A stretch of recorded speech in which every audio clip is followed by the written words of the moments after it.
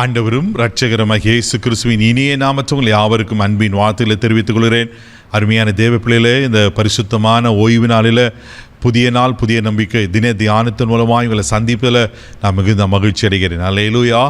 இன்றைக்கு கூட கர்த்தர் நமக்கு கொடுக்குற ஆலோசனை என்ன? ஒவ்வொரு ஓய்வு நாளிலும் அநேக ஆலோசனைகள் கர்த்தர் கொடுத்து கொண்டிருக்கிறார். இன்றைக்கி கர்த்தர் கொடுக்குற ஆலோசனை என்ன?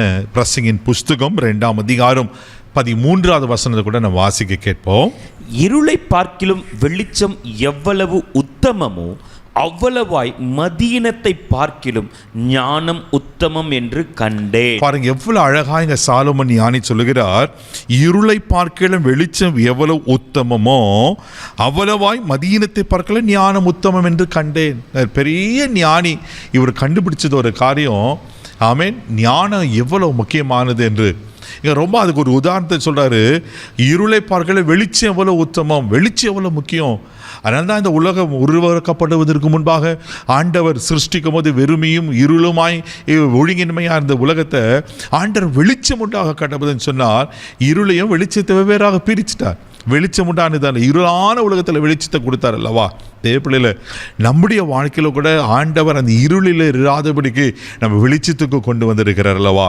தேவப்பிள்ளையில் அப்போ வெளிச்சம் எவ்வளோ முக்கியமோ அதே போல் இங்கே ஞானம் அவசியம் என்று இங்கே சொல்லுகிறார். அவர் சொல்கிறாரு, அவ்வளவாய் மதீனத்தை பார்க்கலாம் ஞானம் உத்தம் என்று. இன்றைக்கி நிறைய பேர் இந்த மதீனமாய் நடந்து கொள்ளுகிறதுனால தான் நிறைய காரியங்களை இழந்து போகிறாங்க. கணவன் மனைவிக்குள்ளே நிறைய சின்ன சின்ன மதீனத்தினால குடும்பங்கள் பிரிந்து போகிறது. பிள்ளைகளுடைய சின்ன சின்ன மதீனத்தினால தான் வாழ்க்கை இழந்து போகிறாங்க. எவ்வளோ பெரிய காரியங்களை தேவைப்படல. அப்போது ஞானம் மிக மிக அவசியமாக இருக்குது.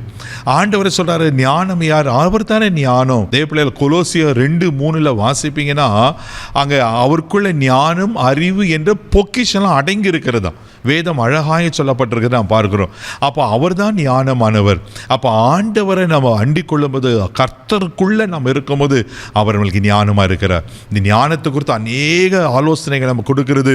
வேதத்தில் ஒரு காரியத்தை உங்களுக்கு காண்பிக்க விரும்புகிறேன். யோபுவின் புஸ்தகம் 28ஆம் அதிகாரம் 28ஆம் வசனத்தை வாசிப்பீங்கன்னா இப்படியா சொல்லப்பட்டிருக்கு. வாசிக்க கேட்போம். மனுஷனை நோக்கி, இதோ ஆண்டவருக்கு பயப்படுவதே ஞானம், பொல்லாப்பை விட்டு விலகுவதே புத்தி என்று சொன்னேன். பாருங்களேன், ஆண்டவருக்கு பயப்படுவதே ஞானமா, பொல்லாப்பை விட்டு விலகுவது புத்தி. அப்போ ஆண்டவருக்கு பயப்படுகிற பயம் இருக்குமானா நாம் ஞானத்தை பெற்றுக்கொண்டிருக்கிறோம். அல்லேலூயா. இன்னைக்கு அந்த ஆண்டவருக்கு பயப்படுகிற பயம் இல்லாதனால தானே இன்னைக்கு நிறைய பேர் துணிகரமான காரியத்தை செய்கிறாங்க. கர்த்தருக்கு பயப்படுதலே ஞானத்தை ஆறும் என்று நீதிமன்றம் 1:7 வாசிக்கிறோமே. தேவப்பிள்ளையில் இன்னைக்கு அந்த ஞானத்தை நீங்கள் நான் பெற்றுக்கொள்ளணும். குடும்பம் சந்தோஷமாக இருக்கணும்னா, பிள்ளைங்களை நல்ல விதத்தில் வளர்க்கணும்னா, கணவன் மனைவிக்குள்ள உறவுகளை சரியாக இருக்கணும்னா, ஒரு சபை இன்னைக்கு சரியாக இருக்கணும்னா, இன்னைக்கு விசுவாச வாழ்க்கையில் நான் பரிசுத்தமாக வாழணும்னா, எல்லாவற்றுக்கும் ஞானம் மிக மிக அவசியமாக இருக்கிறது. அல்லேலூயா. நீதிமொழிகள் புஸ்தகம் 11ஆம் அதிகாரம் 2வது வசனத்தை கூட நீங்கள் வாசிக்கும் போது இப்படியா சொல்லப்பட்டிருக்கு. வாசிக்க கேட்போம். அகந்தை வந்தால் லட்சையும் வரும், தாழ்ந்த சிந்தை உள்ளவரிடத்தில் ஞானம் உண்டு. ஆமென். தாழ்ந்த சிந்தையுள்ளோடத்துல ஞானம் உண்டா? நமக்குள்ள அந்த தாழ்ந்த சிந்தை அப்படின்னா தாழ்மை குணம் இருக்கணும். இயேசு மரணபரியந்த தாழ்த்தினார் அல்லவா? இன்றைக்கி நிறைய பேருக்குள்ள சின்ன சின்ன கொஞ்சம் காரியம் வந்துட்டாலும் பெருமை வந்துடுது. மேற்றுமைகளுக்கு கர்த்தர் எதிர்த்து இருக்கிறா. தேவப்பிள்ளையில் இன்றைக்கி தாழ்ந்த சிந்தை இல்லாதனால தான் இன்றைக்கி நிறைய பேர் ஞானம் இல்லாமல் நடந்து கொள்கிற பார்க்குறோம். பிரசங்கி 7:12 வாசிப்பீங்கன்னா ஞானம் உடையவர்களுக்கு ஜீவன் உண்டு என்று சொல்லப்பட்டிருக்கு. அப்போது ஞானமே ஒரு ஜீவனாக இருக்கிறது. தேவப்பிள்ளையில் இன்றைக்கி கர்த்தர் நமக்கு கொடுக்குற ஆலோசனை என்னென்னா, ஞானத்தை பெற்றுக்கொள்ளுங்க.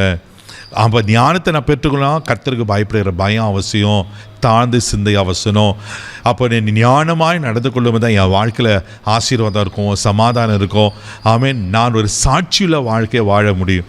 இந்த சொற்ப மதியம் என்ன பண்ணனாக்கா என் வாழ்க்கை கெடுத்துரும். இன்றைக்கி நம்ம ஞானத்தை பெற்றுக்கொள்வோம். அவரே ஞானமாக இருக்கிறார். கண்களை மூடி நம்ம ஜெபிக்கலாம். அன்பு தகப்பனே, உமக்கு நன்றி சொல்லி துதிக்கிறோம், ஸ்தோத்திரம்ப்பா.